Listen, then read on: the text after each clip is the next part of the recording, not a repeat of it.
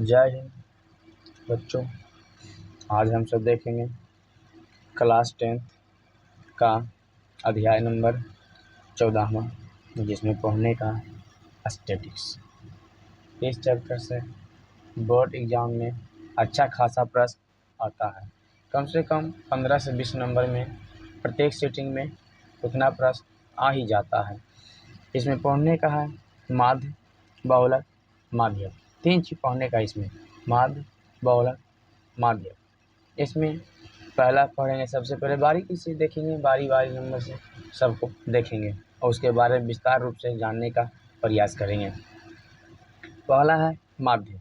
माध्य इंग्लिश होता है मीन, यानी माध्य की परिभाषा बना सकते हैं तो इस तरह से लिखेंगे, दिए गए आंकड़ों में प्रेक्षणों की कुल योग और कुल प्रेक्षणों की संख्या की अनुपात को माध्य कहते हैं। क्या कहते हैं? माध्य कहते हैं, जिसे एक्स बार से दर्शाया जाता है। यानी एक्स बार एक पाई खींचते हैं की तरह, उसे एक्स बार बोलते हैं। एक्स बार से दर्शाया जाता है। ठीक है, अब पढ़ेंगे माध्य बनाने की विधि। माध्य बनाने की विधि, तो माध्य बनाने की विधि, माध्य का मान 3 विधि से प्राप्त किया जाता है। माध्य का मान कितने विधि से प्राप्त किया जाता है? तो 3 विधि से प्राप्त किया जाता है। पहला है प्रत्यक्ष विधि। पहला क्या है? प्रत्यक्ष विधि। पहला मेरा कौन सा विधि है? प्रत्यक्ष विधि है। ठीक, पहला प्रत्यक्ष विधि और दूसरा कल्पित विधि। दूसरा कौन विधि है? तो कल्पित विधि है। दूसरा कौन विधि है? कल्पित विधि। और दूसरा है कल्पित विधि और तीसरा है जो है वो कौन विधि? पग विचलन विधि। कौन विधि? पग विचलन विधि। और सब विधि को बारीकी से देखेंगे, सिंपल तरह से, मतलब साधारण से कम, इजी से इजी, अपना एक लैंग्वेज में, अपनी भाषा में, जो कि हर एक बच्चे को समझ में आएगा। प्रत्यक्ष मार्ग। प्रत्यक्ष मार्ग का जो सूत्र होता है sigma F I into X I बट्टा में सिग्मा एफ आई। और जो कहने का मतलब ये हुआ कि जहाँ एफ आई का मतलब होता है बारंबारता। क्या होता है? बारंबारता। और सिग्मा एफ आई का मतलब होता है क्या? कुल बारंबारता की योग। कुल बारंबारता की योग। और एक्स आई का मतलब होता है वर्ग चिन्ह। क्या होता है? वर्ग चिन्ह होता है। एक्स आई के मतलब क्या होता है? वर्ग चिन्ह होता है। यानी कहे तो एक्स आई वर्ग चिन्ह। अब जैसे हो गया, ठीक है, वर्ग चिन्ह है क्या, इसके बारे में थोड़ा जान लीजिए। तो वर्ग चिन्ह बराबर होता है जो दिया हुआ रहता है क्या? वर्ग चिन्ह का मतलब होता है वर्ग अंतराल। जो वर्ग अंतराल दिया हुआ रहता है उसका जो उच्च सीमा और निम्न सीमा का योग बटा 2, यानी वर्ग चिन्ह बराबर उच्च सीमा प्लस निम्न सीमा बटा में 2। क्या हुआ? वर्ग चिन्ह का फार्मूला होता है ये। ठीक, यहाँ तक है क्लियर। यहाँ तक है मेरे हिसाब से किसी को डॉट और किसी को कोई दिक्कत नहीं हुआ होगा। और आगे चलते हैं दूसरा विधि, जिसे कहते हैं कल्पित मार्ग। क्या कहते हैं? कल्पित मार्ग। तो कल्पित मार्ग में क्या है? सिग्मा एफ आई कल्पित विधि मार्ग बराबर होता है A plus sigma F I D I बट्टा सिग्मा एफ आई, जहाँ डी आई इक्वल टू होता है एक्स आई माइनस ए। और उसके बाद जो ए बराबर होता है n/2, यानी जहाँ n होता है बारंबारता की संख्या। क्या होता है? बारंबारता की संख्या होता है, जो कि यहाँ थोड़ा सा संख्या में गलती हो गया था, इसको सुधार कर देते हैं। ठीक है, ये क्या हो गया?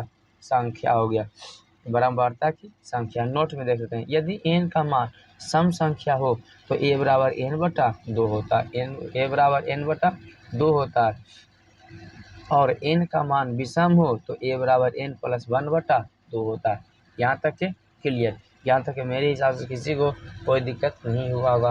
अब इसका विस्तार रूप से कैसे प्रयोग करना है, कैसे क्या करना है, जो अगला क्लास में चलेगा। जो अब रह गया, एक और रह गया क्या? तीसरा रह गया मेरे पास, जो है पग विचलन विधि। कौन विधि? तो पग विचलन विधि। देखते हैं पग विचलन विधि में होता है, पग विचलन विधि माध्यम में क्या होता है? A plus sigma F I into U I बटा में सिग्मा एफ आई गुने एच। तो देखो, जहाँ यू आई बराबर होता है, यू आई क्या है? डी आई बटा एच है। डी आई बटा एच है, इसको पढ़ते हैं एच, इसको पढ़ते हैं यू आई। डी आई बटा एच, अर्थात एक्स आई माइनस ए बटा एच, एक्स आई माइनस ए बटा एच बराबर यू आई होता है। एच का मतलब होता है, एच का जो मतलब होता है वो है वर्ग अंतराल के बीच का माप, वर्ग अंतराल के बीच का माप होता है। जैसे 10 से 15, 15 से 20, 20 से 25, तो इन वर्ग अंतरालों के बीच की माप होगा कितना, एच बराबर 5 होगा। ठीक, यहाँ तक के क्लियर। यहाँ तक कोई दिक्कत होगा तो कमेंट में बोलना, उसके बाद इसको और बेहतरीन ढंग से दिया जाएगा। और बच्चों, मैथ का कोई भी चैप्टर का कोई भी टॉपिक जो तुम्हें हार्ड लगता हो, वो उसके लिए सिर्फ और सिर्फ चैप्टर का नाम और टॉपिक का नाम कमेंट बॉक्स में दर्ज करें, यानी टाइप करें। उसके बाद सबके लिए बारी बारी से वीडियो सबका करके दिया जाएगा तुम सबको। उसके बाद एक सुंदर सा कोटेशन है, सुंदर सा कोटेशन यही है जो देखेंगे। क्या, दीपक बोलता नहीं, उसका प्रकाश परिचय देता है। मतलब कहने का मतलब है कि दीपक बोलता नहीं, उसका प्रकाश परिचय देता है। ठीक उसी प्रकार आप अपने बारे में कुछ ना बोलें, बस अच्छे कर्म करते रहें, वही आपका परिचय देंगे। नहीं, इसका कहने का मतलब यही हुआ कि आप अपना कर्म खुद करें, अपना पहचान ना बताएं, आपका पहचान आपका कर्म ही है। दोस्तों, इसी के साथ आज का वीडियो समाप्त होता है। जय हिंद मेरे दोस्त।